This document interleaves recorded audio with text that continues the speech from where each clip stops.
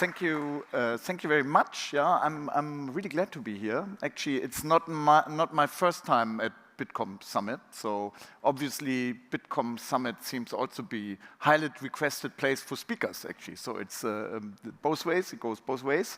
I would like to speak today a little bit about our responsibility also as researchers to help actually to bring AI to fruitful, to leverage the fruitful potential of AI also for European economies under the European constraints and conditions. And I will particularly talk about language technology a little bit. DFKI has a very long history in working on language technologies, on translation systems, on natural language understanding systems. It started actually, DFKI started the end of the 80s in the Southwest, and in the last years, actually, we grew a little bit. We are now present in 7 different Bundesländer, 7 different states in Germany. And actually, one of the very early key systems that DFKI developed together actually with many universities and companies in Germany was Webmobil. This was actually around the year 2000. That was actually the first mobile simultaneous translator. You know, something that is now available in mobile phones. Yeah, something that 20 years ago had been projected and developed at DFKI. DFKI is a non-profit organization. We work together we have public and private shareholders, and our key mission is actually to take basic research results that we develop at our host universities and bring them into applications together with small and medium-sized enterprises, with industry, with startups, but we also have this mission to keep an eye actually on the usage, on the responsible usage of AI in society, and in particular, of course, in the European society. INRIA has been mentioned. We work closely with many countries in Europe. We have with INRIA, but also with CNR in Italy, and so forth. We have collaborations with the Dutch AI community, for example, and so on. And one crucial part, I think, that we in Europe should focus on is actually trustworthy AI. And of course, this is something you've heard a lot, but I would just like to highlight 2 examples why I believe this is super important. One is here, for example, from the healthcare domain. This is actually a system, Trustify, that basically helps physicians to diagnose skin cancer. And these systems are pretty sophisticated nowadays. You might have heard this, you know, and they are not there everywhere now, you know, but these kind of system assistants will basically find their way more and more into practice. And one problem here is that these systems, of course, although their classification, if you just look at the benchmarks, and we heard benchmarks can be gamed, you know, this is one thing, but the thing is that the physician and also the patient needs to understand, you know, why a certain classification has been derived. For example, whether a certain pattern on your skin, you know, is considered malicious. And the important part is this has to be explained in concepts that are understandable actually for the physician and for the patient. So it does not help very much if you just have kind of pixel maps, you know, that show you which pixels basically contribute actually to the classification results.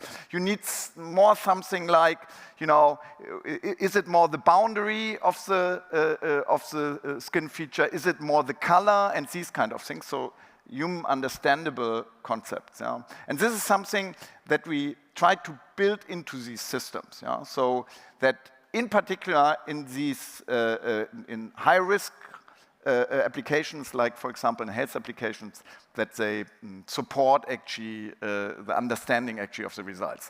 Another example is automotive, of course. Here DFKI is working in particular on synthetic data sets. So there are many things that that you need to train, for example, an autonomous car for, where you don't have real-world data. So just imagine of children running in front of a car. Fortunately, we don't have the data, you know, in a huge quantity.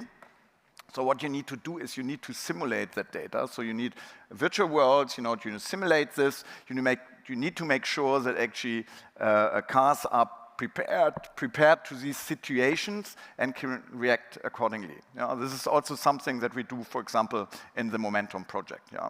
And this is in particular important for all these applications and areas that have high risks and where humans are somehow vulnerable and where wrong outcomes have a very bad implication and in terms, of course, of of quality of life, resources, and of course also in terms of money. And therefore, it's super important to have these bits and pieces in place, explanations, you know, certifiability and so on, to basically keep people's trust in AI systems high enough, because otherwise, in particular in Europe, I'm pretty sure, you know, people will not accept the technology, you know. Sometimes we have this discussion, of course, you know, is there too much regulation, you know, is this not hindering innovation? And I think, fair enough, you know, that's fine. Every regulation hinders innovation to a certain point. On the other hand, you know, and there I'm coming back to this responsibility towards society. On the other hand, it's also important to keep in mind what we're doing this for. You know, we are doing this for the people. You know, it's not, AI stands not for itself. You know, it's supposed to be a tool actually for the people to help make their lives better, easier, and not being in the way, in a way. Whether the AI Act has succeeded actually into addressing this challenge, you know, I don't know. We will see. This will the future will tell.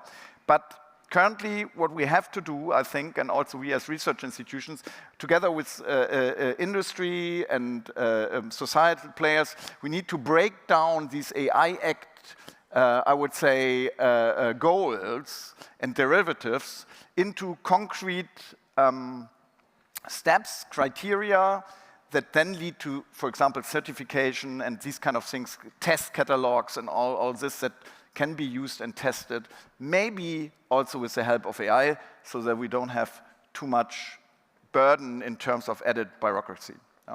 So, what does make AI trustworthy?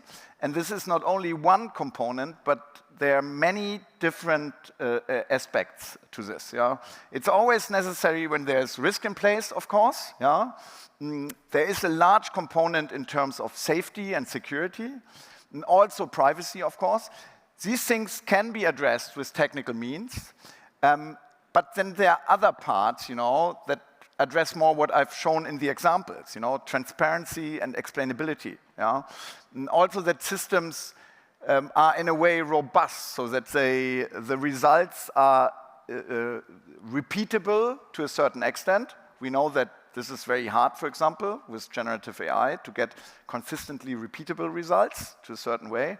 Then, of course, you've heard a lot of fairness and bias awareness. I think this is important. And then, in the end, if you really want to test it, then you need somehow a certification process. You know, very convinced about this. And this does not only you cannot address this at a single stage in the development of an AI system. This is down on the slide where you see design, tools, insight, interaction. You know, it starts actually with the data preparation, the data engineering, then the development of the algorithms. You know, how you incorporate larger AI models into a larger system, for example. But then also how humans can interact with those. Yeah? So all this is, of course, complex. There is a complex interplay, but we need to break this down to these single different steps and make sure that what you see here on the slide is actually guaranteed for all these kind of steps during an AI systems life cycle.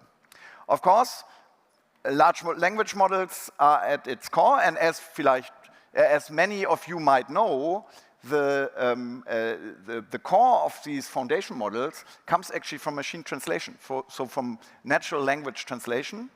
And language still is super important. Although these systems now have been informed by many other modalities, language are at its core. And what we see here is actually that the language are getting bigger and bigger, the language models are getting bigger and bigger. There are some open source models. So you could argue, yeah, there is a little bit more transparency here. The problem with the open source models, although I think it's very good that we have them, you will see this in a second, the one issue is that open source is a little bit misleading in a sense that, of course, the models are open, but often you don't know much about the data. You don't know much about how the data has been engineered, which is also very important for the performance of these models. And this is something that we address, that we try to address in our research. We have different domains that we are tackling. So, of course, healthcare, I mentioned, news and media, also very important if you think about fake news and so on. But also science and research using models. This is nowadays a reality that in research and science, foundation models are largely used. You know, there is no actually scientific publication where a large language model has not been used somehow to basically polish it or to basically add certain paragraphs and so on. You know, and also if you look at the big advantages, also in protein folding, for example, also AI is at the core, partially also generative AI, but not only, of course, you know. So this is all the conglomerate of different kind of AI systems, yeah. And of course, the interaction also with these systems is very important, yeah. There are questions about evaluation performance. So the metrics are not very good that we have at the moment for these large foundation models, so that's something we work at. Modalities play an important role, so if you think about language models, often you think about text, but it's also now lots of voice data in there, you know, so speech processing is important. We use many kind of combined technologies here, so not only the large transformer architecture and the models that result from those, but also knowledge graphs, you know, something that yesterday Philipp Herzig also mentioned in his talk from SAP, and so on. So there is still a large area of research to achieve actually these kind of trustworthy large language models. And one thing that people often are not so aware of, that even if you solve all this, there remains the main problem actually of the data that you use for those models. So here are 3 examples of a little bit older models, but I tell you the newer don't look much different. And this is actually the distribution of languages that have been used for the training. Yeah? And in fact, you know, there are only a few languages that account for 90% actually of the data that has been used by training. You know, GPT-3, you know, although it has 90 languages in it, you know, 92% have been English. Yeah? And not only English text, but also basically coming from an English culture, you know, from an English background, be it American, mostly American, of course, but also from the UK, and so on. And you can imagine that this poses certain problems in terms of how good these systems work in a certain language. And this is, of course, something that is, in particular in Europe, with this many languages, and I'm not only talking about the official languages that are all kind of equal, you know, by the European statutes, but I'm talking also about the dialects, you know. For example, if you think about Basque dialect, you know, in Spain, or I don't know, Bavarian here in Germany, yeah. And Europe has understood this. The European Commission has set up different kind of initiative. One is the European Language Equality Initiative. The other one is the European Language Grid that tries to address this topic of multilingualism. Yeah, that is very important. And we have, at DFKI, we were part of it. This is my colleague Georg Rehm, who has led many of those projects for DFKI. And the results are, you know, not surprisingly, but I still think somehow shocking, you know, if you look, for example, how resources have been used to process certain languages, you know. There's, of course, English, yeah, on the far left from your side, English. Then there are 3 languages, you know, German, Spanish, and French, more or less, that already underperform or have got less attention, and then all the rest actually is kind of even worse. Yeah? And you can imagine, you know, while maybe if you come from an English culture, American culture, let's say from the UK, you don't bother too much. But of course, in a European Union where you have these equality idea, you know, of the languages, this is a central problem. Yeah. At DFKI, we have different initiatives that try to address the challenge associated to this, because one argument, of course, could be, and I'm really always advocating this, you know, you could say, okay, we need our own European foundation model, you know. I'm still very much in favor of this idea. Yeah? This is not so much because I don't believe, you will see this in a second, I don't believe that we cannot achieve this equality through other means. I believe it's important to be proficient actually in the way how to work and how to design and how to engineer these models. This is more important. You know, the transformer architecture is pretty simple in a way, you know. So, and it has been around for a while. You know, all the large models use the transformer architecture. The challenge, and that's why we see differences in the performance, you know. Everybody, you might pick your favorite foundation model, you know, but there are differences for sure, and they come from the engineering, you know, because this is a tricky part, you know, how to filter the data, how to pipe the data, and so on, yeah, during the training, and also later, of course, in the reinforcement phase. Yeah. So, this is something I believe we need to do also in Europe. We need to have deep expertise, you know, also in Europe. Currently, with Mistral and Aleph Alpha, we have 2 players that try to do this, you know. I think there should be more drive, you know, towards achieving that goal. So at DFKI, we have different means to address this. Of course, we don't have facilities to build super large language models, but there is CETAIN. CETAIN is the Center for European Research on Trusted AI.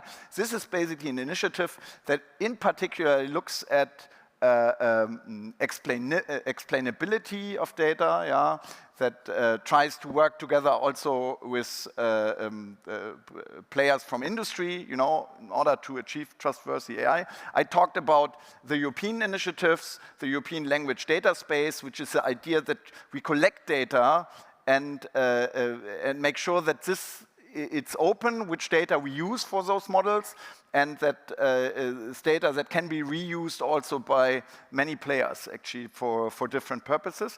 And then in particular, and this is something I would like to talk now in the last couple of minutes, is the Orziglot project, where we took actually, this is actually Christian Kersting and Patrick Schamowski from our lab in Darmstadt, that took actually first the Mistral model, which has deficiencies actually in many European languages, and refined and retrained it with additional language data, you know, in different languages and also in combination of different languages. Yeah? And by doing so, you leverage actually the quality of the output in that language. So you can use these open source models, even if you don't exactly know which data they've used, albeit the fact that, of course, they use lots of English-based data, and you increase actually the quality enormously.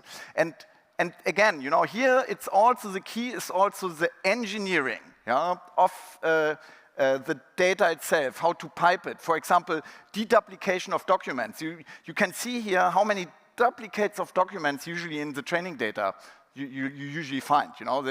Usually people won't filter for it. Then, of course, it's often documents that are very, very similar. And of course, this reinforces somehow actually the structure of the model. Yeah? So this exactly is what we need to achieve, even with the open source models that we have, a much higher standard in terms of multilinguality. And finally, I would like to highlight a project that yesterday also Mr. Wissing mentioned. This is Mission KI, Mission AI, funded by the Federal Ministry for Digital and Transport, where we try to give test beds actually to small and medium-sized enterprises to basically be able to train their models, refine their models, and also test them towards actually certifiability of the regulations that we have in the EU AI Act. So that's actually, I think, a very important step actually to allow these companies to build trustworthy AI systems by themselves, something that we just started. We are really looking forward. And of course, LLMs play an important role in this respect. And with that, I would like to thank you for your attention, point to our booth, which is exactly on the other side here. And with that, thank you very much. And if you have any questions, you can come to me. I'm here also for a couple of hours. Thank you very much.